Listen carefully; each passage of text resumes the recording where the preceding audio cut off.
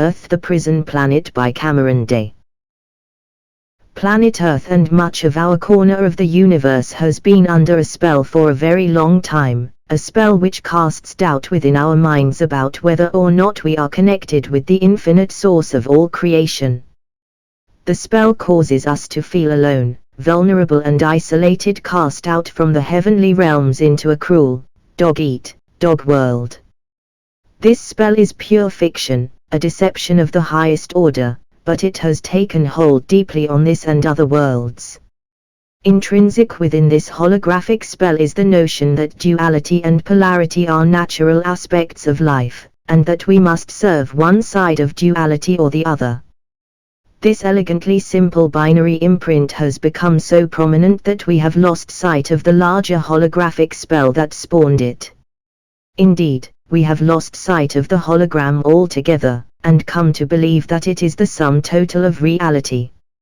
Humans have been conditioned to worship the holographic deception and the agents that perpetuate it. This hologram has been called Maya by the Hindus, and the Gnostics referred to it as the corrupt demiurge. I find this term a highly accurate description, and from the point forward I will refer to it as the corrupt demiurge. Dark versus light duality of the demiurge. In order to capture and control the widest possible spectrum of souls, the corrupt demiurge split its agents into two seemingly opposing teams, dark versus light. Not everyone can be a saint, so there must be room for sinners within the demiurge, as long as everyone involved is under its spell. What matters most to the demiurge is that we worship it or one of its agents, regardless if they are on the light team or the dark team. There are many names of the players within this cosmic, multidimensional drama that you will have no doubt heard of, such as Lucifer, Jehovah, Beelzebub, Archangel Michael, Satan, Ashtar, dozens of archangels, supposedly ascended masters and various other channeled entities. While some of these beings play for Team Dark, and some play for Team Light, they are all ultimately playing for the corrupt demiurge that controls them. This, in essence, is the big secret of the archons. They are not just the evil, demonic beings but also those who pretend to be angels and ascended masters. What is the point of all this control? The corrupt demiurge is an entropic system of artificially induced separation consciousness that is slowly dying, and it depends on harvesting the energy from the souls incarnated within its system in order to preserve its existence. In order to harvest the largest amount of soul energy possible, it created the dark-light duality paradigm to ensure that every being incarnated on a world that is under its spell would serve as a soul battery to help keep the demiurge energized. The good souls would seek out the light team, and the bad souls would seek out the dark team, but unknown to most of those souls, they are all serving the same system. In order to keep the duality game interesting for its participants, the demiurge set up densities of existence that initiates on the dark and light paths could ascend through.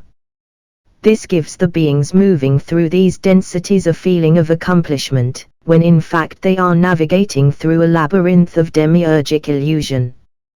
The players at the higher levels of the hierarchies know that they are in a self-serving system, but they are fine with the deal, because they get to wield power and receive the energy of worship from beings further down the ladder. What about the spiritual hierarchy? Most channeled beings will claim to be affiliated with the light-based spiritual hierarchy, which includes archangels, ascended masters and positive ETs. These channeled messages are a dime a thousand, and more keep pouring out every day. The dirty little secret is that these beings are beholden to the corrupt demiurge, and are waging a psychological battle on people that don't want to be associated with any formal religious structure. In other words, the New Age is a multi-dimensional psychological operation designed to channel the soul energy of the believers of these teachings up to the ascended teachers. Another one of their secrets is that most of the so-called ascended masters in their hierarchy never had a human incarnation. These are incredibly deceptive beings that are playing a game in order to garner the energy of worship. In the real universe of non-deception, nobody would worship them, but in the illusory sub-universe of the corrupt demige, they are able to trick good-hearted people into pouring energies of love, devotion and praise into them. As for the archangels, they are in more or less the same category. They are not aligned with the infinite source of all creation, but rather they serve a lesser being posing as the creator, the corrupt demiurge. Therefore they are not what I would call angels at all. In honor of the truly deceptive nature of these beings, I have given them a new, more accurate title, the spiritual hierarchy. What was that about a golden age? The false light beings working for the corrupt demiurge want to maintain their control over the human race. Our soul energy and agreements to live in our current cage empowers the demiurge and the beings that serve it, and they are not going to give that energy up easily. We are, at this very moment, in a struggle for our freedom. The spiritual hierarchy wants to move us from our current, extremely uncomfortable cage into a slightly more expansive state of existence, but one that they are firmly in control of. One metaphor to describe our current situation is that we are like a flock of chickens pent up inside a tiny, dark, smelly chicken coop.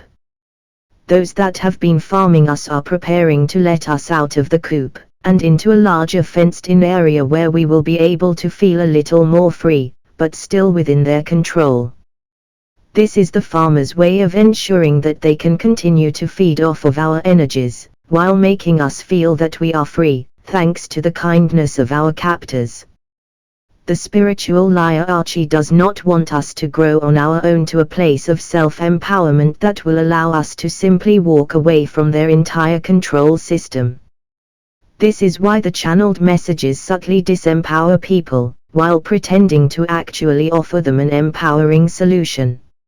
As long as we are sitting and waiting for the good guys to come and save us, we will not be able to discern who truly has our best interests at heart, nor will we be able to actually fix our own problems for ourselves.